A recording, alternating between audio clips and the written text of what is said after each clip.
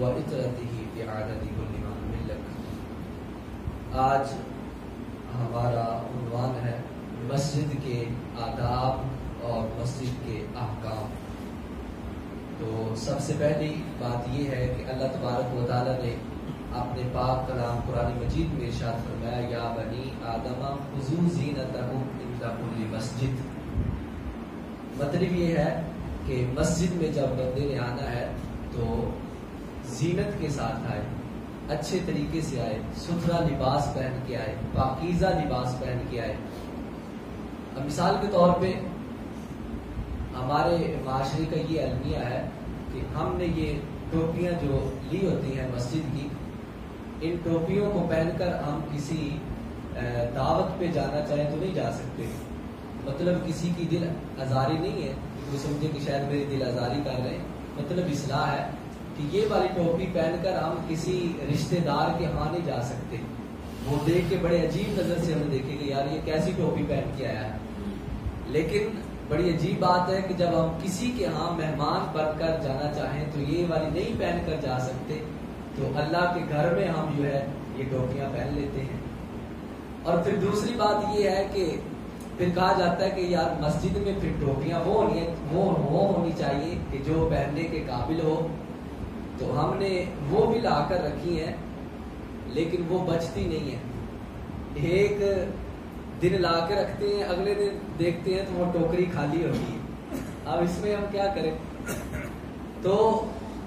اپنی خود خریدیں ٹوپی اور اپنی جیب میں رکھا کریں، تاکہ جب بھی مسجد میں نماز کے پڑھنے کے لیے کہیں بھی آپ ہوں، ویسے تو ہر وقت سر پہ ٹوپی ہونی چاہیے، اس کے بڑے فوائد ہیں اور طبی بھی فوائد ہیں، ویسے بھی ثواب ہے۔ نبی صلی اللہ علیہ وسلم کی سنت مبارکہ امامہ بھی ہے اور آپ نے ٹوپی بھی پہنی ہے، تو اس لحاظ سے۔ اور پھر اس کے بعد مسجد کے اندر جب آپ آئے تو آپ کے جسم پر، کپڑوں پر کسی قسم کی بھی نجاست نہ ہو، بالکل آپ جو ہے وہ صاف ستھرے ہو کر جو ہے وہ مسجد میں آئے۔ اور تیسری بات یہ ہے کہ مسجد کو کن چیزوں سے بچانا چاہیے، تو حدیث پاک میں ہے کہ نبی اکرم نور مجسم صلی اللہ علیہ وسلم نے ارشاد فرمایا کہ مسجد کو بچوں اور پاگلوں سے بچاؤ، یعنی مسجد میں ناسمجھ بچے بھی نہ آئے اور پاگل کو بھی مسجد میں نہ لایا جائے، اور بے اور شر اور جھگڑے اور آواز بلند کرنے اور حدود کو قائم کرنے اور تلوار کھینچنے سے بچاؤ۔ مطلب یہ ہے کہ نہ تو مسجد کے اندر نہ سمجھ بچہ آئے کہ جس کو مسجد کے آداب کا پتہ نہیں، وہ یہ نہ ہو کہ مسجد میں جو ہے وہ پیشاب پخانہ کر دے جس کی وجہ سے مسجد جو ہے وہ نجاست اس میں لگ جائے، نہ ہی پاگل آئے کہ جس کو مسجد کے آداب کا پتہ نہیں، وہ آ کے شور و غل کرے گا، وہ تماشا کرے گا جس کی وجہ سے نمازیوں کا خیال جو ہے وہ بٹے گا۔ اور اس کے بعد آواز بلند کر کے بھی مسجد سے بات نہ کی جائے، بلکہ دھیمی آواز سے پھر دنیاوی گفتگو جو ہے وہ اس سے گریز کیا جائے، مسجد میں بیٹھ کر جو ہے وہ اصلاحی گفتگو کی جائے، ایک دوسرے کی اصلاح کی جائے، معاملات جو مسجد کے ہیں یا دیگر معاملات باہر کے ہیں ان کو ڈسکس نہ کیا جائے، بلکہ صرف اللہ اور اس کے رسول کی بات کی جائے یا جو اچھی گفتگو ہے وہ کی جائے۔ اس کے بعد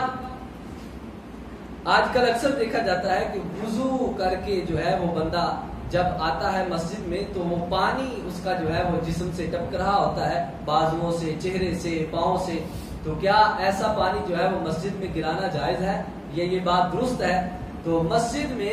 ایسا کرنا جائز نہیں ہے، یعنی مطلب یہ ہے کہ جسم کو صاف کرے، پہلے آپ طہارت خانے پہ یعنی وضو خانے پہ بیٹھ کر کھڑے ہو کر اچھے طریقے سے اپنا جسم جو ہے وہ صاف کر لے، کرنے کے بعد چہرہ اپنا پونجھ کر، بازو پونجھ کر جو ہے اس کے بعد جو ہے وہ آگے مسجد کی جو صفیں ہیں نماز والی وہاں پہ آیا جائے۔ جو استعمال شدہ پانی آپ کے بدن پر لگا ہوا ہے اس کو مسجد کے اندر نہیں گرانا چاہیے۔ پھر مسجد میں سوال کرنا اور گم شدہ چیز کو تلاش کرنا یہ کیسا ہے؟ تو اس سے بھی علماء کرام نے منع فرمایا ہے، بلکہ کہا ہے کہ مسجد میں سوال کرنا یہ حرام ہے۔ اور اکثر جو ہے ایک دن میرے پاس ایک عورت آئی، کہتی کہ میرا نا پرس گم ہو گیا ہے، اس میں تقریباً کوئی 4-5 ہزار روپیہ بھی تھا، تو آپ جو ہے وہ مسجد میں اسپیکر میں اعلان کریں تو میں مسجد کی بھی خدمت کر دوں گا۔ میں نے کہا بی بی میں چاہے آپ وہ سارے کے سارے پیسے مسجد کو بھی دے دیں، میں پھر بھی اعلان نہیں کر سکتا،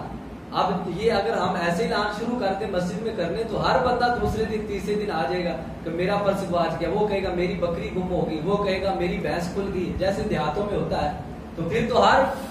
مسجد میں ایسا کام شروع ہو جائے گا. اور پھر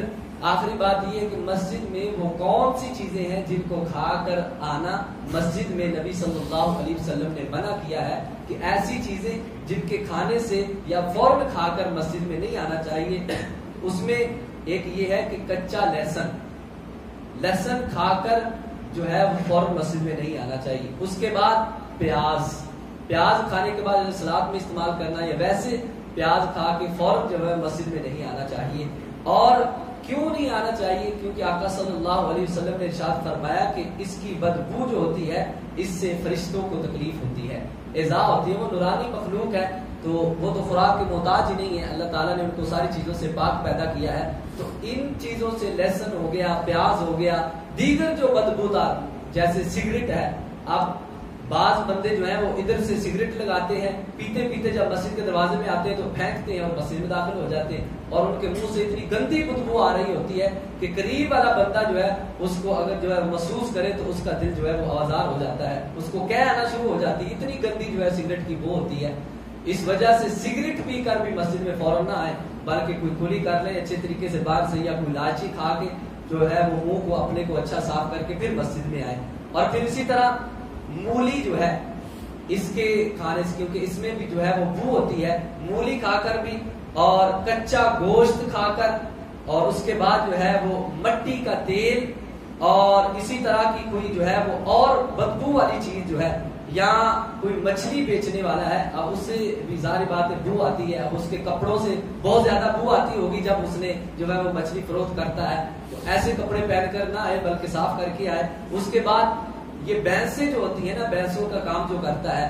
ان سے بھی بڑی سمیل آتی ہے کہ اس کو گوبر لگ جاتا ہے، یا بھینسوں کے ساتھ یا جانوروں کے ساتھ جو ہے جب وہ لگتا ہے تو اس سے جسم سے کپڑوں سے بھی بڑی جو ہے وہ سمیل آتی ہے، بو آتی ہے. ایسا بندہ وہ بھی اچھے طریقے سے اپنے جسم کو صاف، اپنے کپڑوں کو صاف کر کے کوئی اچھی خوشبو لگا کر جو ہے وہ پھر مسجد میں داخل ہو، تاکہ نہ تو نمازیوں کو اس سے تکلیف ہو اور نہ ہی فرشتوں کو اس سے تکلیف. کیونکہ رحمت لینے، دعا لینے، اپنی بخشش کروانے اور مغفرت کروانے مسجد میں آنا ہے. تو اگر رحمت کے فرشتے ہی آپ سے دور ہو گئے تو رحمت ہمیں کیسے میسر ہوگی؟ تو پھر دوسری بات یہ ہے کہ کسی کی دل عذاب بھی نہ ہو، تکلیف بھی نہ ہو، کہ اگر ایک مسلمان کو عذاب دیں گے، تکلیف دیں گے تو اس سے جو ہے وہ اللہ تبارک و تعالیٰ اور اس کے حبیب صلی اللہ علیہ وسلم کی ناراضگی کا باعث بنے گا. تو اس وجہ سے کپڑے، جسم، بدن، ہر چیز جو ہے وہ اچھے طریقے سے صاف کر کے مسجد میں آیا کریں. اور بالخصوص جو میں نے عرض کیا کہ پانی جو وضو کا ہوتا ہے اس کو صاف کر لیا کریں، اپنے پاس رومال رکھا کریں اور بدن کو صاف کر کے پھر اس کے بعد جو ہے وہ نماز والی صفوں پہ آیا کریں. اللہ تعالی ہم سب کو عمل کی توفیق عطا فرمائے. وما توفیقی الا باللہ.